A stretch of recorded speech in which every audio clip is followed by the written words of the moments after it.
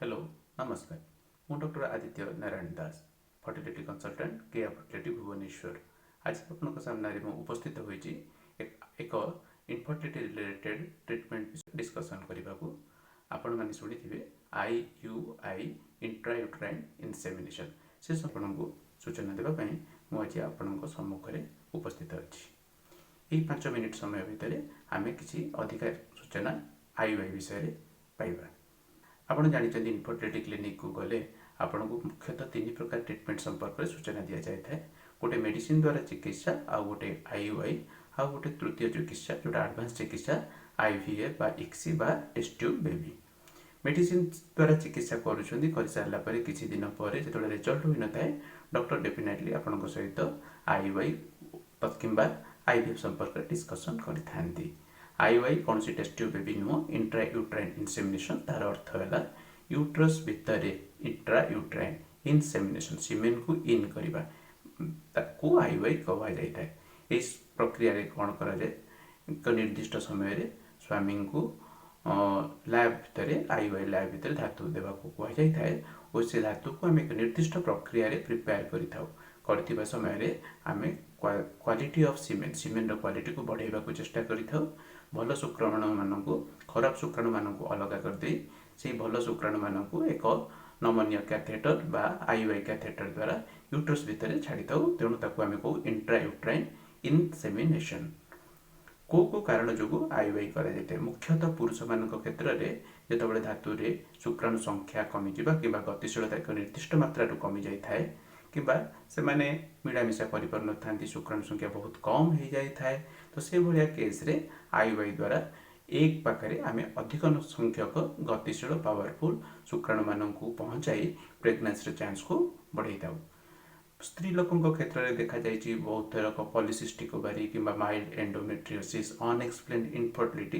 ये केतक केस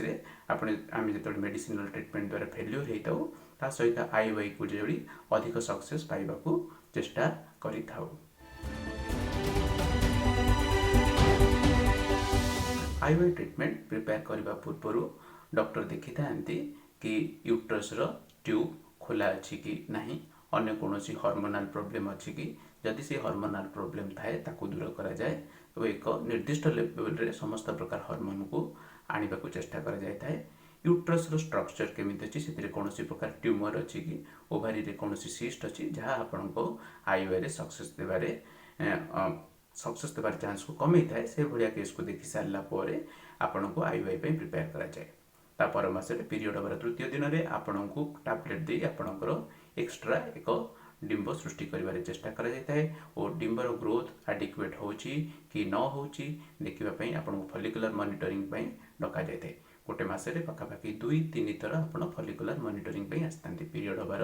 8 दिन 10 दिन 12 दिन और फॉलिकुलर ग्रोथ जदि एडिक्वेट होची ताले भल कथा नहले इंजेक्शन द्वारा फॉलिकुलर ग्रोथ को एडिक्वेट करने को चेष्टा करा जाए और बहुत क्षेत्र देखा जाए इंजेक्शन यूज द्वारा प्रेगनेंसी चांस बढ़ी था कारण यही क्षेत्र में गोटे एक्स्ट्रा एग पाइबा सहज होता है और एक्स्ट्रा एग प्रेगनेंसी चांस किसी आपण एक्स्ट्रा करें। 12 दिन बेलू डिंब जो पाखापाखि 18 मिलीमीटर बा 20 मिलीमीटर हो जाए तो समय एग रप्चर एक इंजेक्शन दि जाए जहाँ को साधारणतः आम HCG कही था। इंजेक्शन देवार 36 घंटा पर पाखापाखि 1.5 दिन पर आम आपन पुणी थे डाकी था और जो समय आम एग रप्चर होती कि न होती देखापी आम अल्ट्रासाउंड करता आउ एग रप्चर को कन्फर्म कलापर हजबैंड को सीमेन कलेक्शन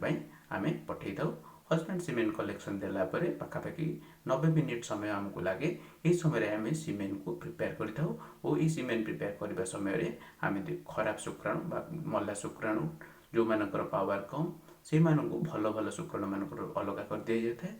पाखापाखि 90 मिनिट पर सीमेन प्रिपेयर हो जाए और ये सीमेन को एक नमनीय कैथेटर बा IUI कैथेटर भितर आम लोड करिथाउ। साधारण महिला मानक जो भाया परीक्षा करा जाए से भाया परीक्षा करने समय आम एक नमनीय कैथेटर द्वारा यूट्रस भितर सीमेन को छाड़ी था। यह कौन ऑपरेशन नुह कि कौन एनेस्थेसिया यूज हो न थाए और सेपरी किसी अत्यधिक पेन मूलर हुए ना और आपण को पाखापाखि 20 ରୁ 30 मिनिट रेस्ट नवा को कहुए तापर प्रोजेस्टेरोन टैबलेट सहित आपण को घर को पठे दि जाए आपण घरे जाई नेचुराली मिलामिशा करें मिलामिशा कर मना नहीं बर मिलामिशा करने द्वारा बहुत हुए आपंकर प्रेगनेंसी चांस आहरी अधिका बढ़ी जाए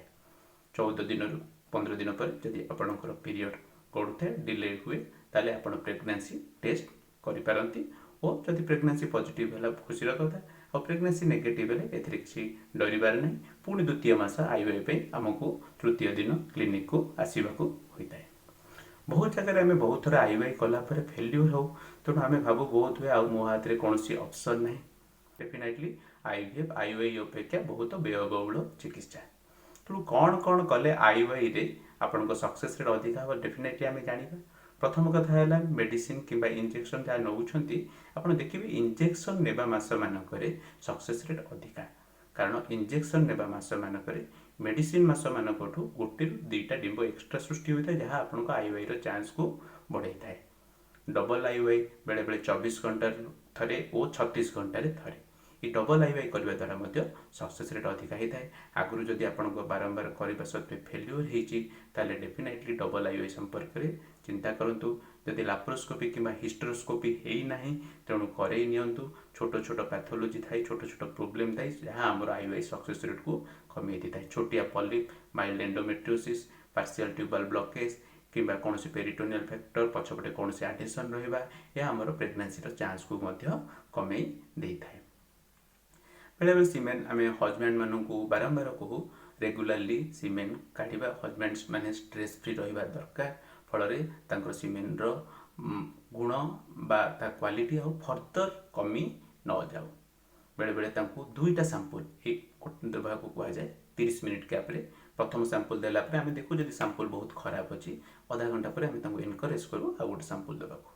और दुईटा सांपुल को आम रखी था दरकार पड़े दुईटा सांपुल को मिसई गोटे सांपुल परिणत कर आईवाई कर रेस्ट आवश्यकता अच्छी कि ना 15 ରୁ 30 मिनिट रेस्ट ने आईवाई पर सफिसीयंट होता है ताठू अधिका रेस्ट ने आपन को बहुत किसी लाभ हो जाए ताठू कम रेस्ट नबार आवश्यकता नहीं आप 15 ରୁ 30 मिनिट आराम रे आईवाई पर सोई पारंती रेस्ट नहीं पारंती तापरे आपण आराम रे घर को जाई पारंती आईवाई पर मिलामिशा करने निहाती आवश्यक बोध हुए आपण प्रेगनेंसी चांस को बढ़ई देव जदि ये आईवाई संपर्कित वीडियो आपको भल लगी था कि आउ कि अधिक जानवा चाहते हैं मो मेल आईडी को निश्चित मेल करने को भूलें नहीं मोर मेल आईडी है drfertility@gmail.com मो वीडियो को देखि धन्यवाद। दीर्घ दिनर संतानहीनता परे भी संतान प्राप्ति संभव खाली आपण नुहंती शतकड़ा 15% दंपति इनफर्टिलिटी ट्रीटमेंट आवश्यक करती आपणकर धैर्य और आम प्रचेष्टा आपणकर स्वप्न को साकार करिवो आज ही नियंतु आमर विशेषज्ञ डॉक्टर कठारु उचित परामर्श Kea Fertility and Advanced Test Tube Baby Center, Bhuvneshwar, Khordha,